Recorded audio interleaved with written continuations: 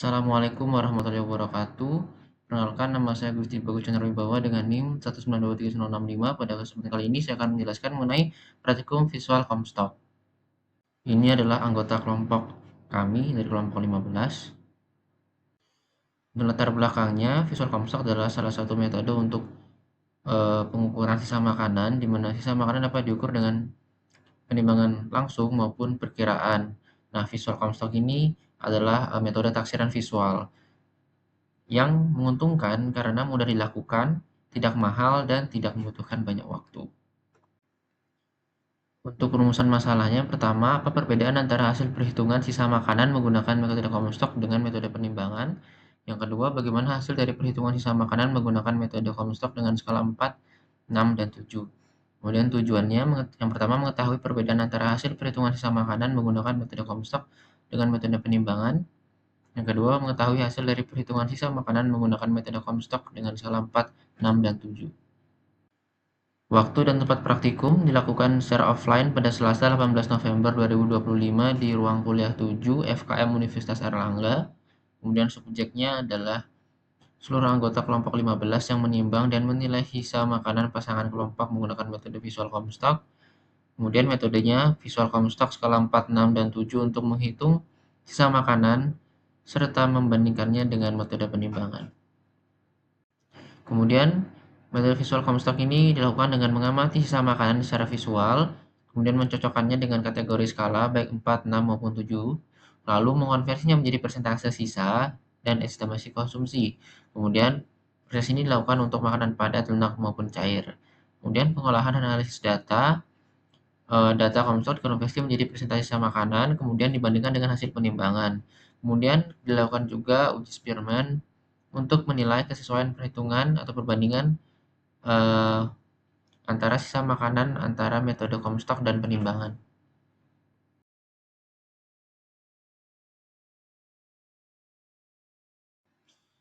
Untuk skala 4 makanan padat, pada makanan pagi, nasi putih dan tempe goreng mendapat skala 2, kemudian sisanya dapat skala 0, kemudian pada makan siang, nasi putih dan tempe orek mendapat dan juga sayur labu dapat skala 2, sisanya skala 0, kemudian makan malam, nasi putih dan tempe orek dapat skala 1, kemudian sayur oyong skala 0.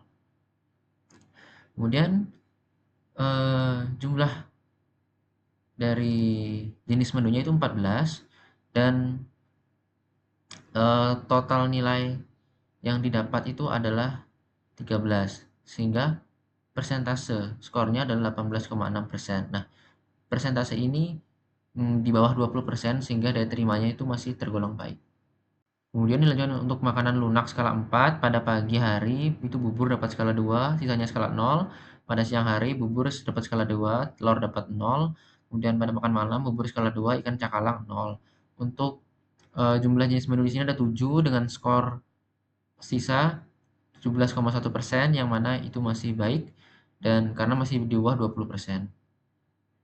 Kemudian pada skala 4 makanan cair, di pagi hari susu dapat skala 1, kemudian di siang hari yogurt skala 2. Untuk makan malam tidak tercantum karena kelompok yang kami ajak partner tidak membawa makanan cair untuk makan malam.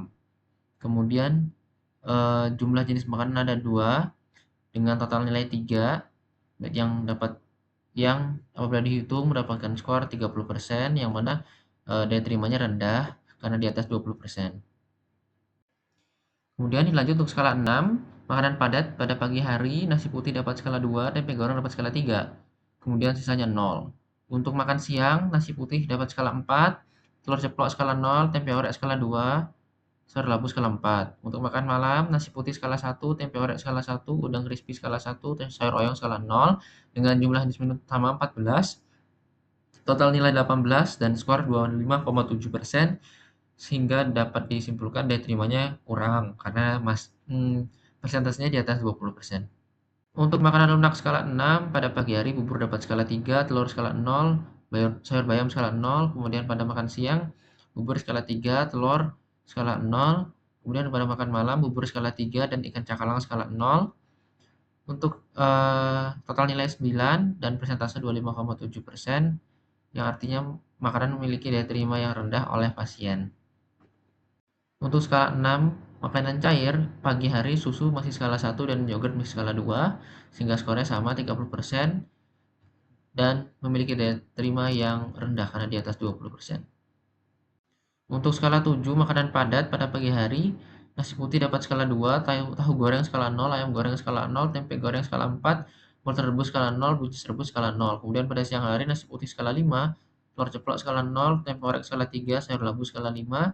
Pada malam hari, nasi putih skala 2, tempe orek skala 1, udang crispy skala 2, dan sayur oyong skala 0. Kemudian untuk total nilainya 24 dan scoringnya 34,3% karena di atas 20% sehingga daya terimanya kurang baik. Untuk skala 7 makanan lunak pada pagi hari bubur dapat skala 3, telur skala 0, bayam skala 0. Untuk siang hari bubur skala 3, telur skala 0. Kemudian untuk malam hari bubur skala 3 dan ikan cakalang skala 0. Untuk total skornya 34,3% sehingga masih di atas 20%, yang berarti daya terimanya kurang baik. Untuk skala 7 makanan cair masih sama, pagi hari susu skala 1 dan siang hari yogurt skala 2. Kemudian total skornya adalah 4 dengan persentase 40% yang mana di atas 20% sehingga daya terimanya kurang baik.